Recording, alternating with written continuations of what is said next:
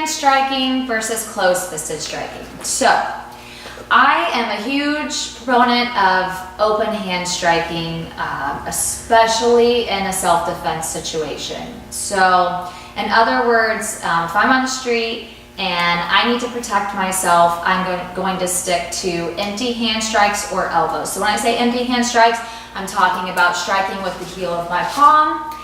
It could be sort of a thumb gouge. It could even be a rake, a Y strike. So it's where you open your hand and sort of using the web here, not sort of, you are, use the web. This could be, actually could be a kill strike to the throat. So if you use that, you want to make sure it's in a situation that calls for that. The reason elbows, so hitting with a strong, solid surface that's well supported by my whole body, okay? Close-fisted striking. The only time I can see myself closing my fist in self-defense is if the punch is very low. So we're talking about a middle punch or even a short punch coming from your hip, maybe striking to the floater rib. Even still though, you could get sort of that same impact, turn that into a palm heel strike, get good power and energy there. So close-fisted striking, you see boxers do it all the time, right?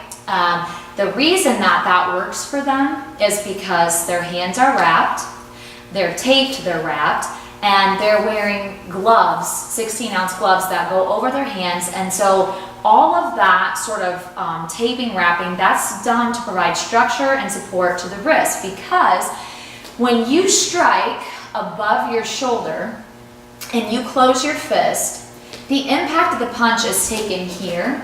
And as you see, when that pressure hits, my arm no longer supports the rest of my hand, okay? So I'm expecting to generate all this power, especially if you've been training, to strike, and then using my hips, all this energy from the ground up, and then expecting just my hand to be able to support that punch, and it can't. Not, again, without the sport aspect of boxing where it's taped and wrapped and then the glove is on.